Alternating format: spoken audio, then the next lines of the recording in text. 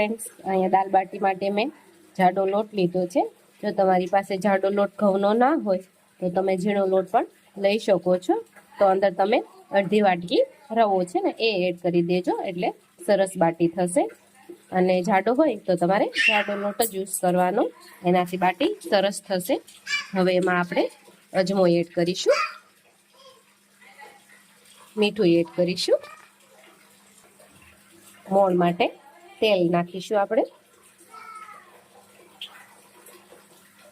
2 ચમચી તેલ લીધું છે મેં.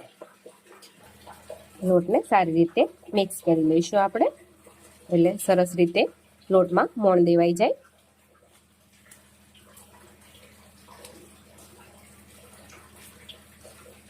આપણા લોટમાં સરસ મોણ દેવાઈ ગયું છે, તમે જોઈ શકો છો. હવે આપણે અંદર જરૂરિયાત મુજબ પાણી એડ કરીને કડક લોટ બાંધી લઈશું.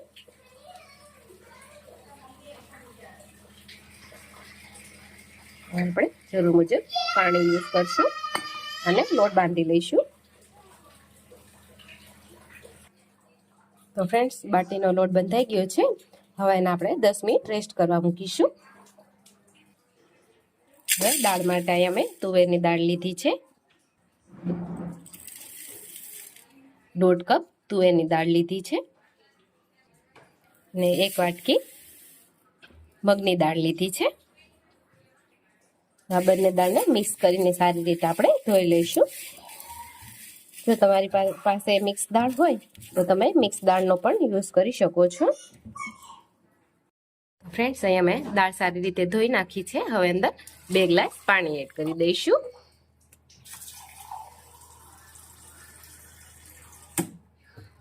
ગ્લાસ પાણી રેડી દઈશું અંદર. હવે આમાં આપણે હળદર એડ કરીશું, મીઠું એડ કરીશું. હવે દાળને આપણે બાફી લઈશું. અહીંયા આપણે કુકરમાં 5 વિસલ વગાડવાની છે. બફાય ત્યાં સુધી આપણે બાટી બનાવી લઈએ. તો બાટી માટે આપણે નાના નાના લુવા તૈયાર કરી લઈશું. તો ફ્રેન્ડ્સ, જો આવી રીતે મેં ગોળ બાટી બનાવી લીધી છે. વચ્ચે આપણે અંગૂઠો આમ દબાવી દઈશું, એટલે બાટી સરસ અંદર બહાર શેકાઈ જાય. તો હવે આવી રીતે આપણે બધા જ લુવામાંથી બાટી બનાવી લઈશું.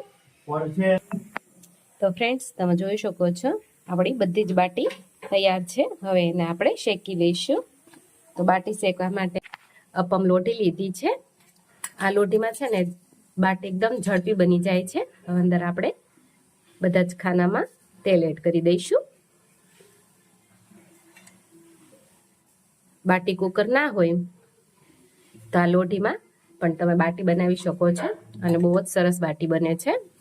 અમે તો આમાં તે બનાવીએ છીએ અને ફટાફટ બની જાય છે. બધામાં તેલ એડ કરી દીધું છે. હવે બાટી મૂકી દઈશું.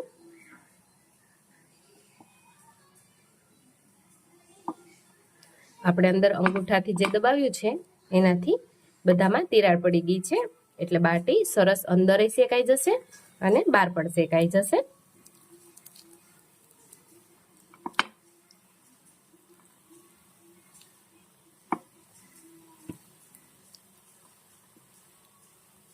આપણી બાટી આપણે મૂકી દીધી છે. હવે એને આપણે શેકાવા દઈશું. આપણે હવે બાટીને ઢાંકી દઈશું. ફ્રેન્ડ્સ, અહીંયા આપણે ગેસની ફ્લેમ મીડિયમ રાખવાની છે. મીડિયમ ફ્લેમે જ આપણે બાટી શેકાવા દેવાની છે. તો ફ્રેન્ડ્સ, 5 મિનિટ થઈ છે. હવે આપણે ચેક કરી લઈશું. બાટીને આપણે ફેરવી દઈશું. જો તમે જોઈ શકો છો નીચે શેકાઈ ગઈ છે. આપણે બાટીને ચારે બાજુ આપણે શેકવાની છે, તેથી હવે એને આપણે ઉલટાવી લઈશું. તો ફ્રેન્ડ્સ, મેં બધી જ બાટી ઉલટાવી દીધી છે. હવે ફરી આપણે ઢાંકીને 5 મિનિટ શેકાવા દઈશું. તો ફ્રેન્ડ્સ, અહીંયા મેં દાળમાં નાખવા માટે ડુંગળી, ટમેટા અને તીખા મરચાં સમારી લીધા છે. હવે એને આપણે ચોપ કરી લઈશું. તો ચોપરમાં આપણે બધું જ ચોપ કરી લેવાનું છે. તમારે ચોપ ના કરવા હોય તો તમે ઝીણા ઝીણા સમારી પણ શકો છો, પણ ચોપ કરવાથી ઝડપથી બની જશે અને આપણો સમયનો બચાવ થશે. તો આપણે ચોપ કરી લઈએ.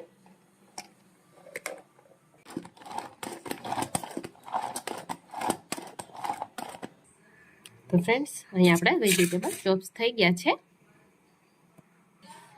તો ફ્રેન્ડ્સ આપણે ફરી 5 મિનિટ થઈ ગઈ છે. આપણે બાટીને એક વાર ચેક કરી લઈશું. તો નીચે પણ શેકાઈ ગઈ છે, તમે જોઈ શકો છો. હવે આપણે ઉલટાવી લઈશું. જ્યાં જ્યાં કાચી હોય ત્યાં એ સાઈડ આપણે શેકવાની છે. આપણે બાટી ઉલટાવી લીધી છે. હવે એને ફરી આપણે શેકાવા દઈશું. બાટીને આપણે ચારે ફરતી સારી રીતે શેકાવા દેવાની છે. એટલે હવે આપણે થોડી વારે બાટીને ચેક કરવાની છે અને જ્યાં કાચી લાગે ત્યાં એને ઉલટાવી નાખવાની છે અને ત્યાં શેકી દેવાની છે. તો ફ્રેન્ડ્સ આપણે અહીંયા દાળ પણ બફાઈને રેડી છે, તમે જોઈ શકો છો. સરસ રીતે આપણી દાળ બફાઈ ગઈ છે. એને આપણે હલાવી લઈશું.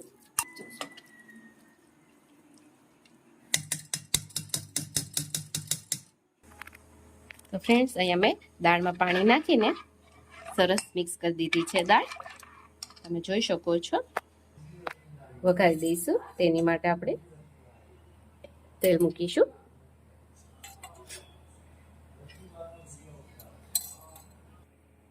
તો ફ્રેન્ડ્સ અહીંયા વઘાર માટે મેં તીખા લીધા છે, લવિંગ લીધું છે, તજ છે, તમાલપત્ર છે અને આખું લસણ લીધું છે. આપણું તેલ ગરમ થઈ ગયું છે. તો આપણે અંદર એડ કરી દઈશું.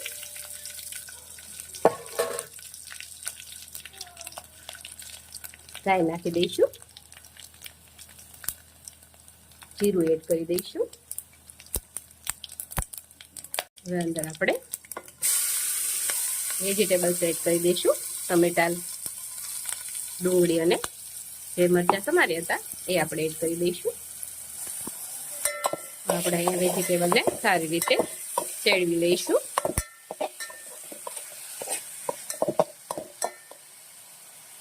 પાંચ મિનિટ આપણે વેજીટેબલને ચડવા દઈશું. વેજીટેબલ ચડે ત્યાં સુધીમાં આપણે આપણી બાટી ચેક કરી લઈએ. ફ્રેન્ડ્સ તમે જોઈ શકો છો, સારી બાટી આપણે એકદમ શેકાઈ ગઈ છે બધી સાઈડ. હવે જ્યાં જ્યાં કાચી લાગે ત્યાં આપણે શેકાવા દઈશું.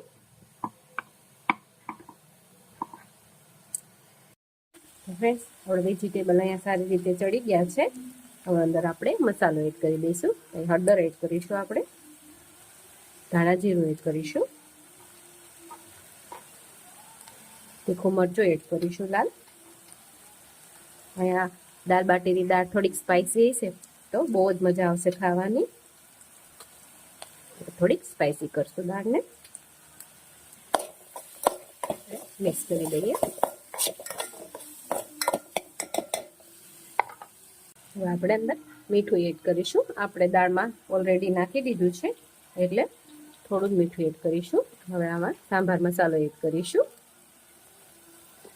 આપણે મિક્સ કરી દઈશું બધી.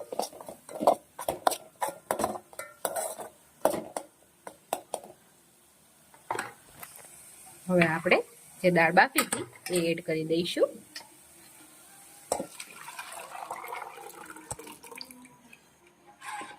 દાળને મિક્સ કરી દઈશું.